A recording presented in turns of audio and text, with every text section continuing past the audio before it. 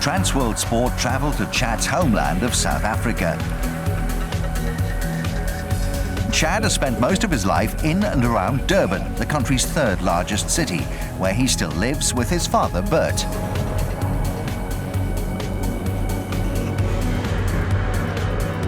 One of his principal reasons for staying here has been his work with South Africa's national swimming coach, Graham Hill, who's been Chad's trainer for much of his career. Well, I started swimming when I was about 8 years old. It's been a bit of a crazy story actually, because when I started swimming, the reason I did that was because I used to play other sports and I never used to like losing, and I used to play my teammates. So I think swimming was just kind of the next step, from soccer, rugby, cricket, and basically swimming just came along, and I've loved it ever since.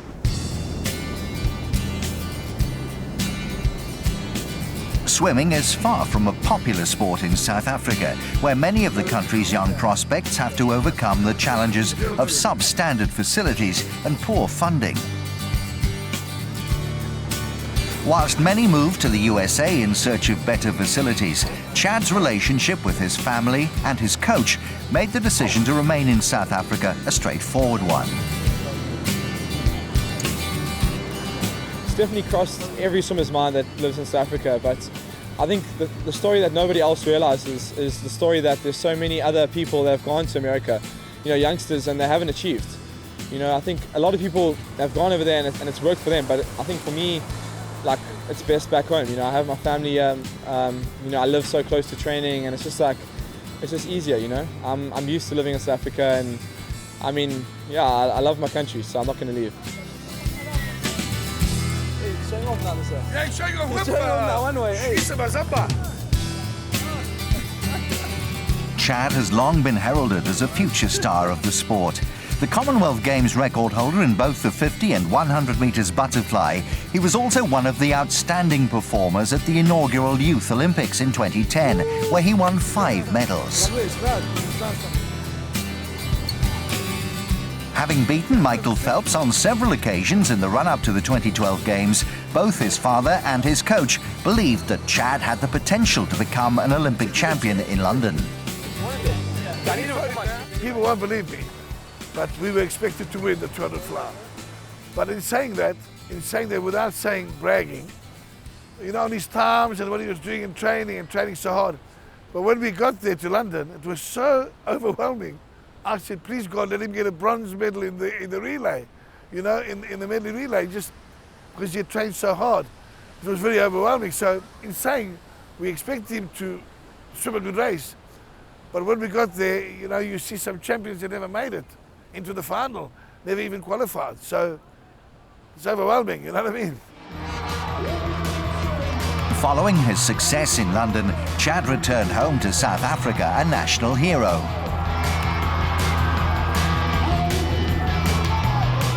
Alongside fellow swimmer Cameron van der Berg, who won gold in the 100 metres breaststroke, he was greeted by thousands of people in Johannesburg. Cameron and I, when we both won the gold, we came through a week early to Oral Tambo International Airport in Johannesburg, and we didn't understand how big it was until we got there, because we spoke about it in the plane, and we got a lot of messages, tweets saying, hey, congratulations, we're coming out to see you.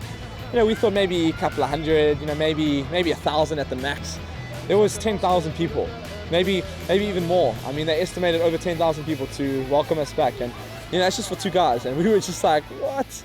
We're sure the president's not behind us, because we were like, this is crazy. We never thought so many people actually followed swimming in South Africa. His gold medal winning performance in the pool, combined with his likeable persona away from it, have seen Chad become a huge star in his homeland.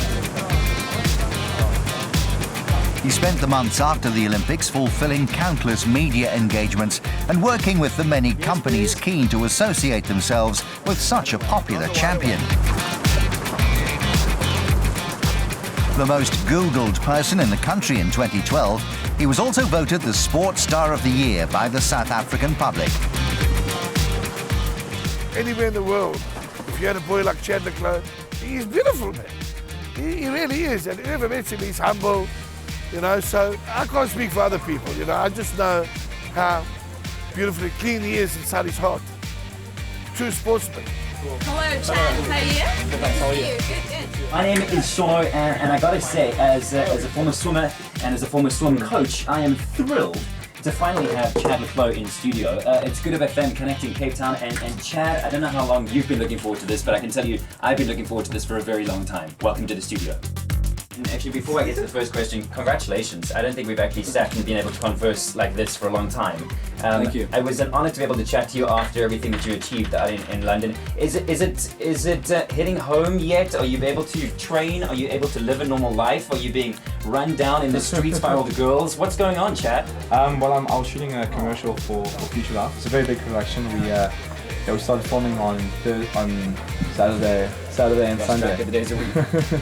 Yeah, it's quite a long commercial, but it's going to be very good, I think.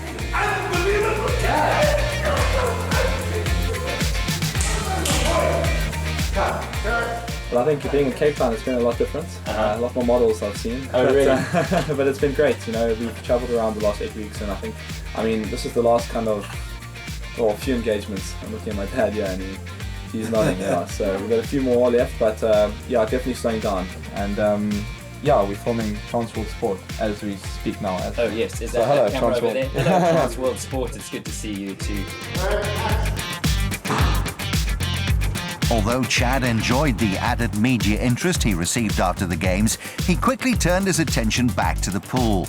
His efforts were instantly rewarded when he won gold in the 100 metres butterfly at the Short Course Swimming World Championships in December.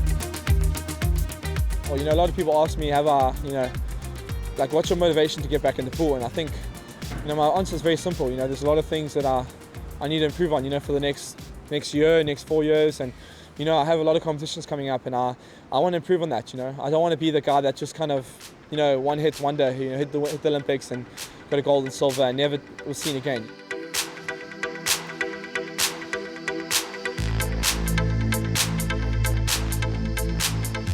Chad's desire for Olympic success has been inspired by the performances of one man.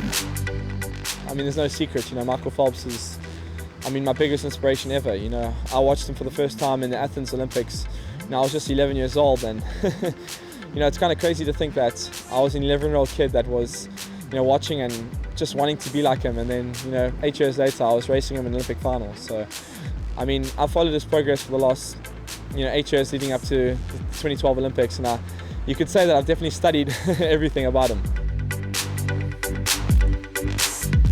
With 22 Olympic medals to his name, including 18 golds, the now retired Phelps is the most decorated Olympian of all time.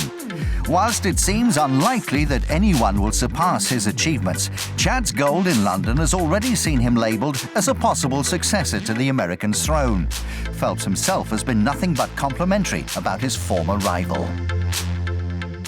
That kid has a great head on his shoulders, and he a very talented kid.